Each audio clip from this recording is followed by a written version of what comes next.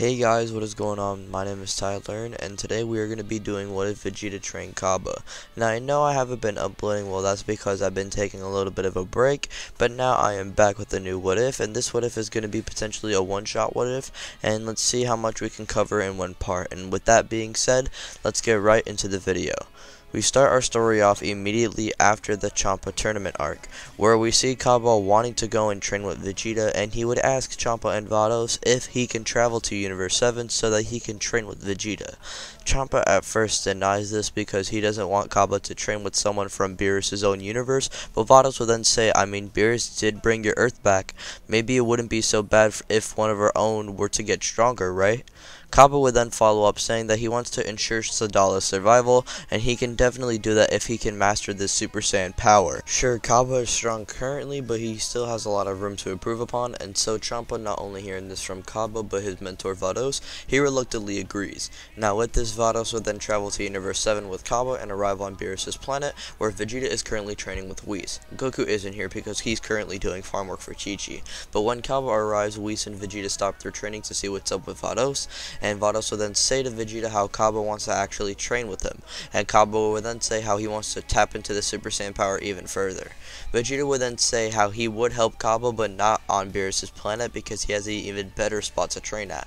Whis would then question to himself as to what Vegeta's plan is, because the only detail Vegeta says is for Whis to travel to specifically the lookout.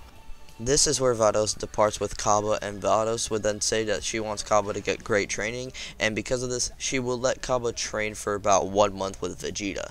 Now she then departs off into Universe 6, and Vegeta and Cabba are then transported to the lookout thanks to Whis. Now when they arrive, Vegeta and Cabba immediately head into the hyperbolic time chamber and get Cabba straight to training.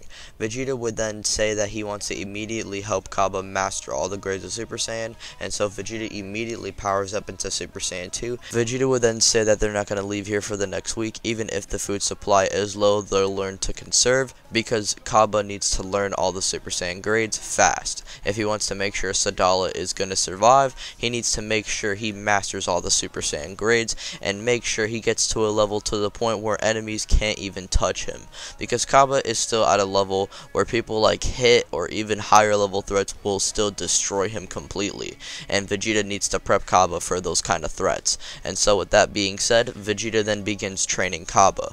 Cabba would learn the Super Saiyan grades pretty easily. His potential is pretty high, because remember, he did learn Super Saiyan grade 1 and even combated grade 4 Vegeta in such a short amount of time with Rage. So imagine Vegeta just manipulating that Rage for 7 whole years. I believe Cabba will be able to easily learn grade 2 and grade 3 and grade 4 by at least the first year. Now with that being said, I believe during the second year, I feel like it would be dedicated to mastering and learning Super Saiyan 2, and he would eventually learn to tap into it. Vegeta would then advise Cabba to focus the next couple of years mastering Super Saiyan 2, because it is a quite useful form, and this is probably the last form that he's going to try and master, because the next form, Super Saiyan 3, is not worth learning, and Vegeta just advises Cabba to just learn Super Saiyan 2 and master it in his own way.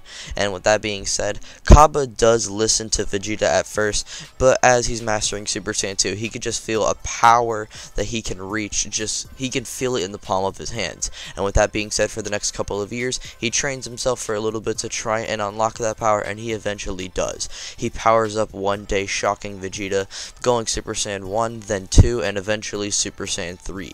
He goes into Super Saiyan 3 even faster than when Goku did in the Buu Saga, due to him having way more power than Goku and having way more ki control.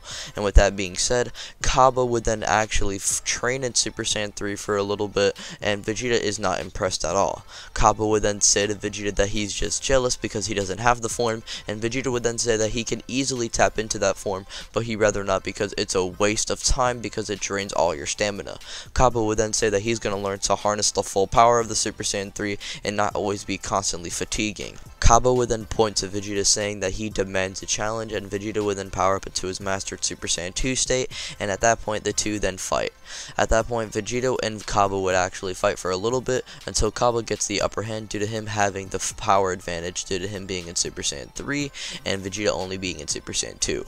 Vegeta, instead of trying to go into Super Saiyan 3 because that form is useless, just goes into Super Saiyan God and reveals to Cabba that he still has a lot to learn. He then uses a red final flash flash, which completely consumes Cabba, and Cabba then reverts into his base form immediately. At that point, he would then say, "Well done" to his master, and Vegeta would then smirk and he would then say, "No, well done to you, Cabba, but you still have a lot to learn."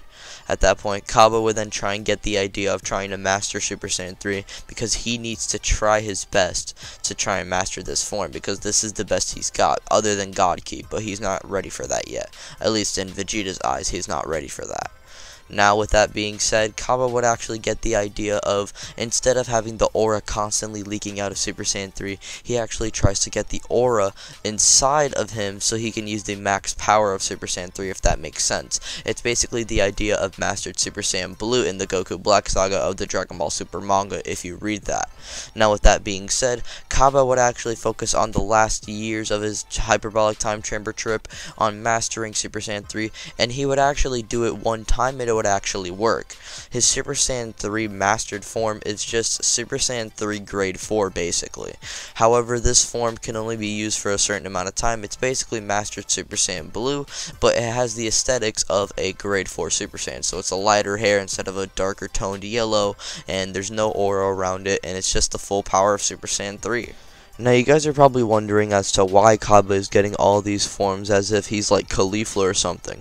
Well, unlike Caulifla, Cabba is actually getting training from someone who's mastered all of these forms their entire lives, and Cabba and Vegeta have been training for the past 7 years. So yeah, I think this training is pretty justifiable, especially for someone like Cabba, who's able to match Vegeta in power in one match just by going Super Saiyan. So I mean, yeah, I feel like Cabba with 7 years of training would definitely get this far in terms of training.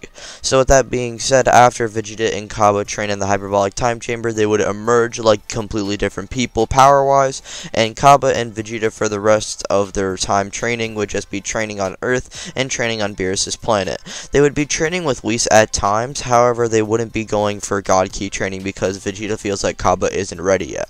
And with that being said, Vados would eventually come by and take in Cabba, and eventually Vegeta and Whis would just basically go back to their daily training, and Goku at times would actually come by and train because he's been doing Chi-Chi's work for far too long. Now, this would eventually lead into the Goku Black Saga, which I feel like would happen as per normal. You know, Trunks would come in, Goku Black would come in, Goku and Goku Black have their fight, and the chase for Goku Black would kind of go down as per normal, and, you know, Goku and the others would investigate Zamasu, with all that being said, and all that stuff would happen, and they would eventually go to the future to try and stop Goku Black. Now, the only difference here is that Vegeta is a lot more powerful than his canon self due to him having 7+ years ahead of training, and we've seen Vegeta just by getting a couple of months of training, you know, in the time chamber when he blew it up. We saw how much training he got there, so imagine 7 years of just straight training with someone like Cabba. So with that being said, I feel like Vegeta would just completely bully Goku Black. Now, you guys could probably argue that Goku Black can try and adapt his way out of this one, but the power gap between him and Vegeta is just too high, and so Vegeta would just completely kill Goku Black and wipe him off the face of the planet. Now, with that being said, future Zamasu would then come into play, and they would try and defeat him, but they would learn that he is actually immortal, and Trunks and Goku then decide to actually head back into the past while Vegeta stalls and bullies Zamasu. So Vegeta for the rest of this time period would just kind of pummel future Zamasu and basically bully him for everything that he's done, you know, being involved for his future wife's death, you know, ruining his future son's life, and Vegeta's just gonna completely bully future Zamasu, which happens. As that's going down, Trunks and Goku would quickly make a visit to Master Roshi's house, which they would learn the Mafuba, and before they leave, Master Roshi would actually tell them that they forgot the rice cooker, and Trunks would then pick up the rice cooker, and Trunks and Goku would then quickly fly back to the time machine, and they would quickly head back to the future. Now, with that being said, with Master Roshi actually reminding Trunks and Goku about the rice cooker, Trunks and Goku don't forget it, and so they successfully seal Zamasu with the Mafuba technique. And so with Zamasu sealed, they would just bury him away, and with that being said, this would conclude the Goku Black arc, which means we don't have a terrible ending with one Zeno. The Tournament of Power would actually start with one Zeno rather than two this time, and future Zeno actually stays in the future timeline. And Trunks and Mai then thank Goku and Vegeta for everything, and Goku and Vegeta then depart. Now, like I said previously, the Tournament of Power would start with one Zeno rather than two, and with this happening, Goku and the others would kind of gather the Universe 7 team like per normal, and the exhibition matches all play out as per normal. So the Universe 7 team would be composed of Goku, Vegeta, Gohan, Android 17, Android 18, Frieza, Master Roshi, Tien, Krillin, along with Piccolo. Now, for the Universe 6 team, the Universe 6 team is kind of played out as per normal, like the team is still set up the same. However, Caulifla would actually learn Super Saiyan 2 a lot easier than in canon due to Cabba actually showing off Super Saiyan 2 because he actually mastered the form. He wouldn't show off Super Saiyan 3 yet because he believes he needs to master the form first before he starts teaching it to people. And Kale would still go berserk like in canon. So the Universe 6 team is still played out as per normal, and every other team is still kind of formed as per normal, and the Tournament of Power would still start. Now, Universe 9 is quickly dispatched by Vegeta and Goku. Thanks to Vegeta being a lot more powerful than his canon self, we can actually say Universe 9 is dealt with a lot easier than in canon, maybe in the first 2 minutes of the Tournament of Power. Sounds pretty crazy. Now, with that being said, Universe 10 would still be dispatched as per normal, and Cabba, Caulifla, and Kale would actually work together this time, and they would actually go after Universe 4. Now, like in canon, Cabba fights that fat girl he did in episode 112, but unlike his canon self, he actually doesn't struggle thanks to him having 7+ years of training ahead of his canon self, and he would actually master Super Saiyan 2 and fire a Gallic cannon that would knock her out of the stage. Cabba, Caulifla, and Kale would actually make their way to Universe 11, where they would actually combat the Pride Troopers. Now, not the higher-ups of the Pride Troopers such as Dispo, Topo, and even Jiren himself, but rather the lower tiers such as, you know, Casserole, the girl with the barrier, etc., etc. So with that being said, they would actually eliminate most of them, such as Topo, the guy with the tornado, and the guy who can make himself even more dense, and the girl with the barrier, rather than Android 18, Goku, and the others knocking them out. So yeah, Caulifla, Cabba, and Kale are actually doing good for themselves, and eventually Jiren and Goku would have their fight, and Goku would unlock a UI Omen for the first time, and this would lead into Frieza giving him his energy, and Hit would still combat Jiren by himself, and this would lead into Hit's inevitable elimination. Now, for episode 112, instead of Universe 4 trying to combat Cabba and the other Universe 6 Saiyans, it would actually be Vegeta and Cabba having no other choice but to spar against each other, since Cabba is the last strongest member of Universe 6 other than the Universe 6 Namekians, but they are being quickly dispatched by Gohan and Piccolo. Cabba would then power up into Super Saiyan 3 Mastered, and at that point he would then say to Vegeta that he doesn't want him to hold back. Vegeta then taps into Super Saiyan Blue, and he quickly eliminates Cabba off of the stage, and he then says, "I promise I'll bring you back. I swear on it." Cabba would then say, "I know you won't let me down," and at that point, Cabba is then eliminated.